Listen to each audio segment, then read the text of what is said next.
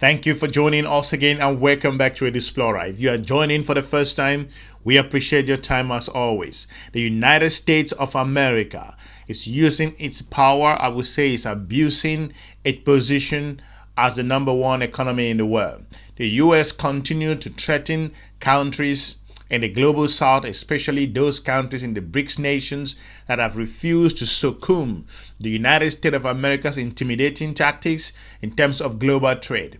It is important to know that the continent of African nations are observing their relationship very closely with the United States of America, and the relationship is not sitting well.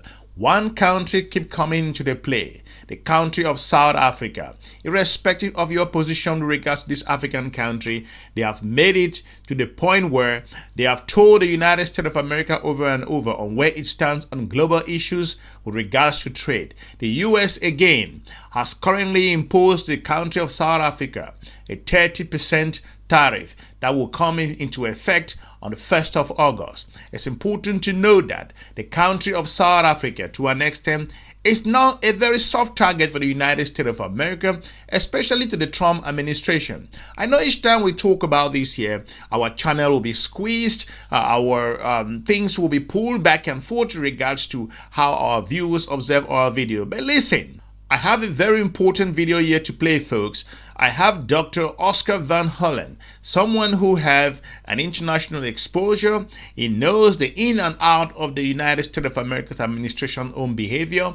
He has, based on his own outing, advised the country of South Africa that the United States of America is not an honest broker. The US speak on both sides of its mouth, and more importantly, the United States can no longer give its words to the continent of Africa, especially South Africa.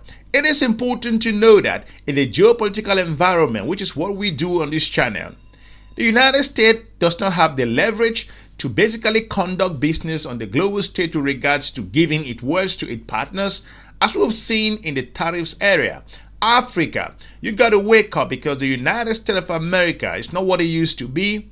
The geopolitical environment has changed, and the continent of Africa must choose its partners carefully on how they navigate the Milky Way. How is it possible that countries across the global south, talking about BRICS nations, that will agree with regards to the resolutions, talking about the trade aspect, looking at the event that just took place in the country of Brazil, that the United States of America is threatening them that they would increase 10% based on their international interaction? Then I think there is a problem. Without any further delay, you know how we do it here. We don't hold you hostage. We don't waste your time. Let's play the clips thanks to Newz Room Africa on how the professor went details to look at the specifics with regards to this particular relationship between South Africa and the country of the United States of America. Where do we start? Let's start with what the professor said with regards to why the United States of America is not an honest broker. Let's play the clip. Yeah, and now we're currently showing on the screen a letter that was addressed to the president of the country from Donald Trump around the 30% tariff hike that will kick in on the 1st of August. And yesterday, once again, the president was asked about this. I just quickly want to play the clip from what President Cyril Rmaphosa had to say in response to this, and let's hear what your take is on it. When we went to the White House, we started a process of engagement. And that process continues. The Minister of Trade and Industry and Competition continues to engage with his counterpart in the United States. And I am hopeful that we will be able to reach an understanding. We've made a clear proposal and offer to them, and they are examining that, and they will come back to us. Whether they are able to do so before Wednesday or soon after Wednesday, we will see. But everything is negotiable. And even timelines that are set are often either negotiable or stretched. So we are hoping for the very best when it comes to that.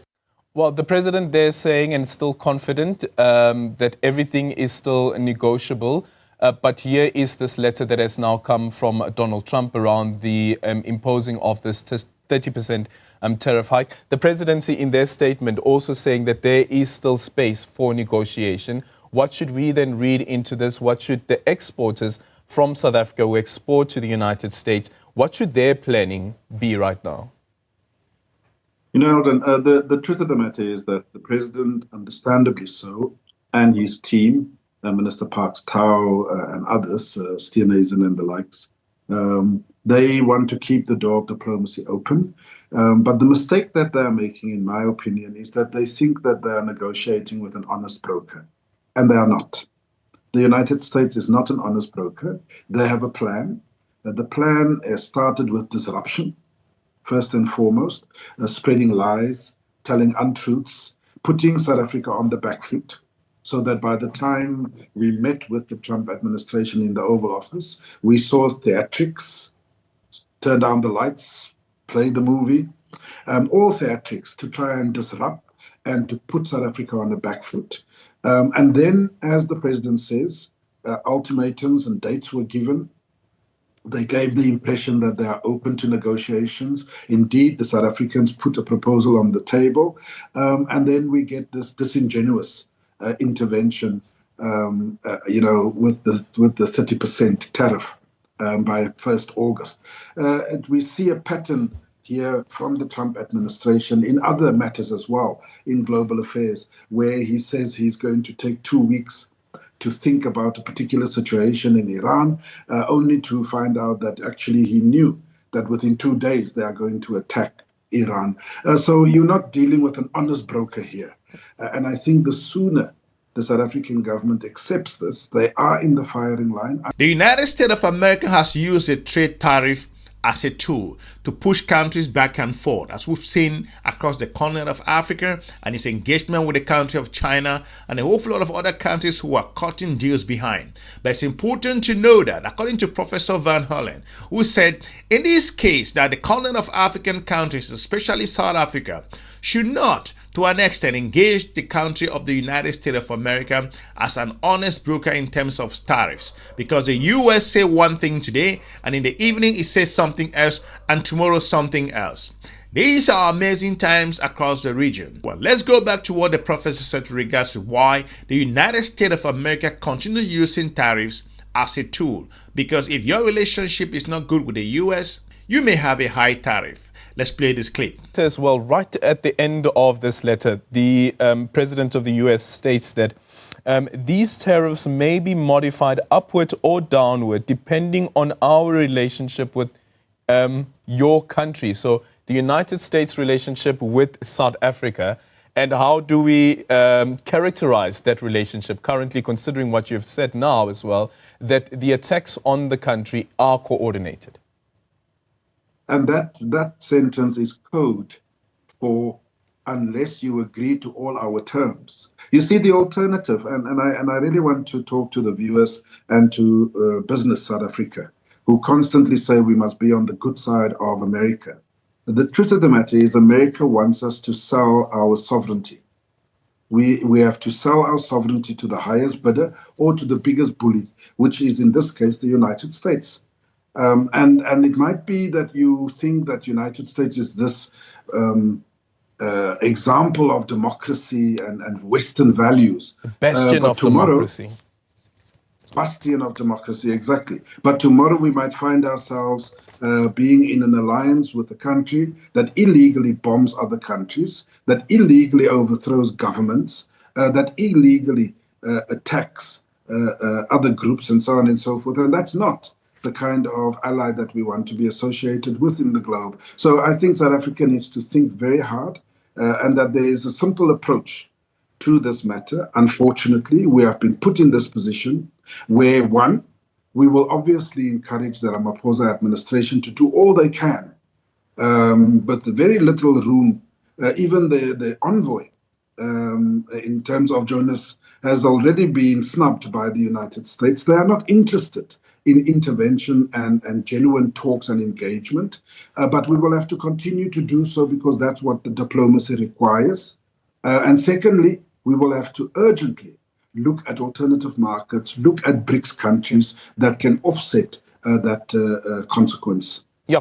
According to Professor Van Hollen, the United States of America has seen South Africa as a tool, South Africa has become a target amongst the BRICS countries. If you look at the relationship between the country of China and the United States of America, how South Africa has become a tool in between this particular back and forth. And if you remember Simon Town, how the United States of American ambassador wrongfully accused the country of South Africa and even went ahead to bet his own life on what he said, that the country of South Africa is exporting weapons to the country of Russia. This was something which I think the global community saw that to an extent that the United States of America is taking its nose regards to the country of South Africa. You know, Marco Rubio, the current United States of America Secretary of State, came out and said South Africa is doing some bad things, and the leader of the country as well said that South Africa is doing some bad things. We saw what it was at the United States of America when the show that was shown all over the world in Washington,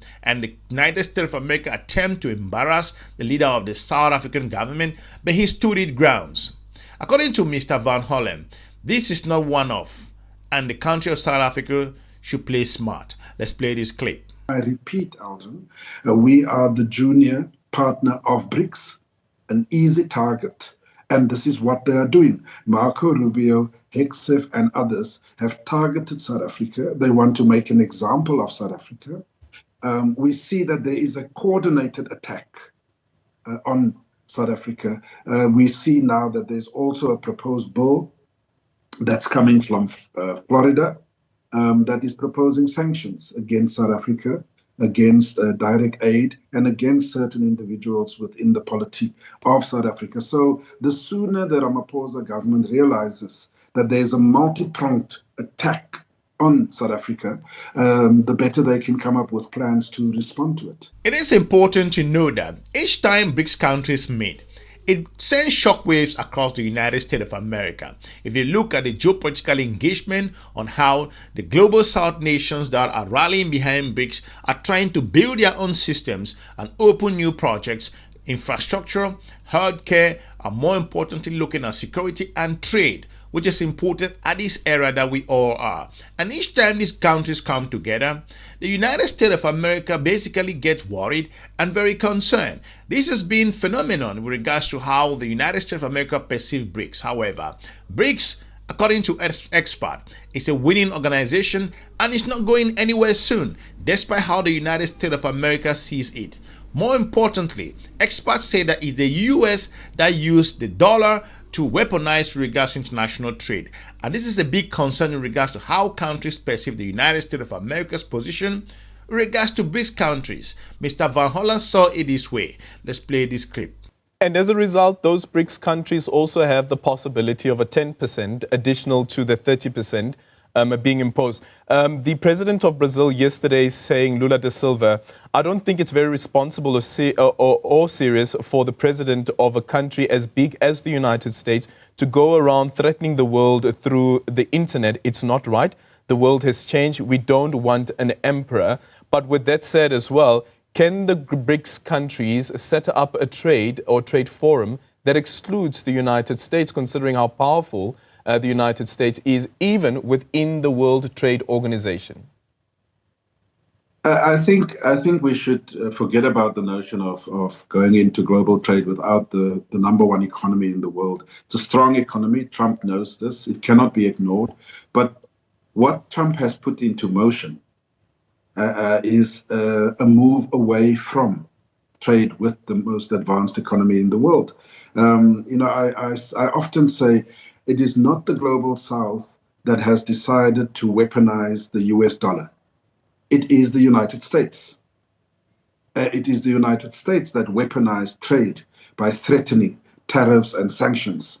Now, when you are threatened and when these things are weaponized against you, you have to put in place alternatives. We see, for example, that foreign assets from Russia, Venezuela, and others are frozen because the Americans and the Europeans are in charge of the financial banking system. Now, when you see that, you have to be an idiot not to want to put in place alternatives so that that cannot happen to you, so that you cannot be held ransom with your frozen assets and so forth. So the Global South and BRICS are responding to a situation that has been foisted upon them. And I do think it's not going to be immediate, Alton, but obviously BRICS countries are going to begin to talk to each other and continue the conversation of moving away from the US dollar and moving away from weaponized trade. Let me know in the comment section what you think regards the United States of America's attitude towards South Africa, why South Africa has become an easy target for the United States of America, and if South Africa can be pushed back and forth regards the Trump administration. However, it's not just the Trump administration. During the Biden administration, we saw how geopolitics took a different turn on how senators in the United States of America came up with resolutions over resolutions to punish the country of South Africa. I think this intimidation tactics in the geopolitical environment is not yielding fruit as to regards to how the country of South Africa engages the country of Russia and, more importantly, the country of China and other countries around the world. This relationship is not going to be anytime soon. I think that this particular back and forth regard to South Africa and the country of the United States of America is not a one-off. And according to the professor and the expert, that South Africa should know that it's not dealing with an honest broker in all aspects. According to his own perspective, that the government of the country of South Africa should again engage in diplomacy. However, they should be careful on the reason why the United States cannot be trusted when it comes to talking about international relations. Yeah. Finally, on South Africa, again, the African Growth and Opportunity Act, AGOA, expires on the 30th of September 2025. For South Africa, considering that letter again from Donald Trump, what do you see happen beyond that? AGOA is already dead. I think the sooner industry accepts it, the better. It's not going to be renewed. It's dead in the water.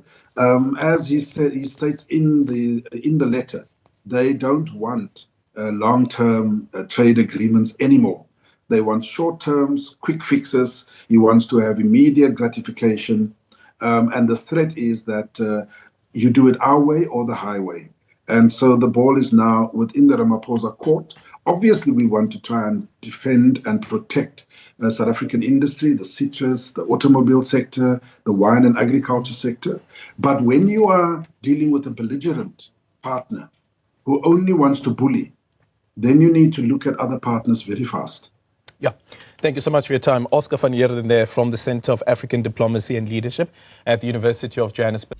I want to thank you for watching. Let me know in the comment section what you think. I will be looking forward to meeting you soon in our next episode. Have a good day. Bye-bye.